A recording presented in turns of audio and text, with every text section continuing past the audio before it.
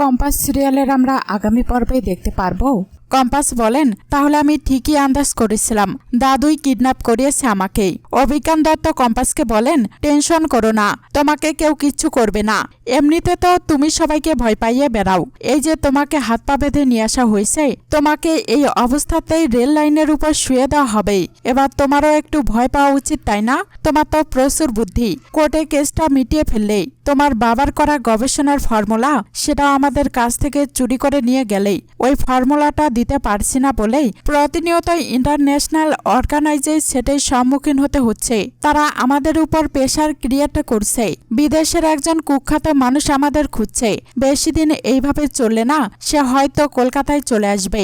আমাদের তো খুঁজবেই, তখন তোমাকেও খুঁজবেই। তোমার বাবা মাকে খুঁজে খুঁজে মারবে ও। সেটা কি ভালো হবেই? তুমি বলো কম্পাস, সেই ফর্মুলা কোথায় কম্পাস?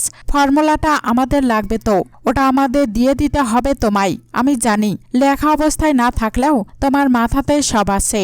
আমার সেটা চাই কম্পাস। আচ্ছা, তুমি কি ভেবেছিলে পেন ড্রাইভে নেই বা নেই?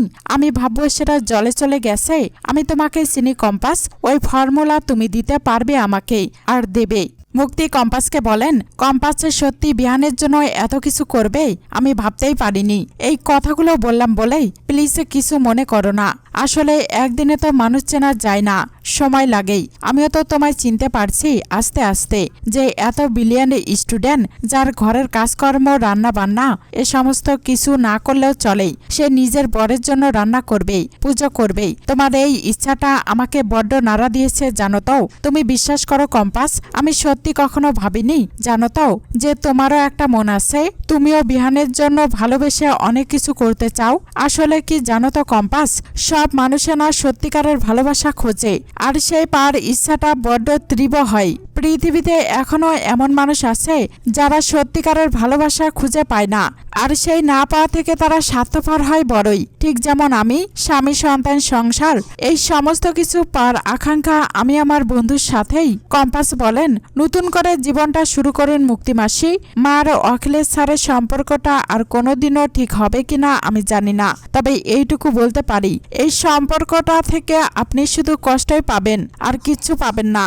অখিলেশ মুক্তিকে বলেন, মুক্তি, আমাদের সাবধানে পা ফেলতে হবেই, ঋতুজার সাথে মিলেমিশে। আগের মতো বাড়িটাকে যেমন হাসি খুশিতে মাতিয়ে রাখতে, সেভাবেই এখন তোমাকে চলতে হবেই। বুঝতে পারছো আমার কথাটা? ওদের যেন একবারের জন্য মনে হয় না তুমি সেই পুরনো মুক্তি নও। সেই সিচুয়েশনটার সুযোগ নাও, নিজের একটা পজিটিভ ইমেজ তৈরি করো। দেখো মুক্তি, আমার ছেলে বিহান আমার উপর খুব রেগে আছে।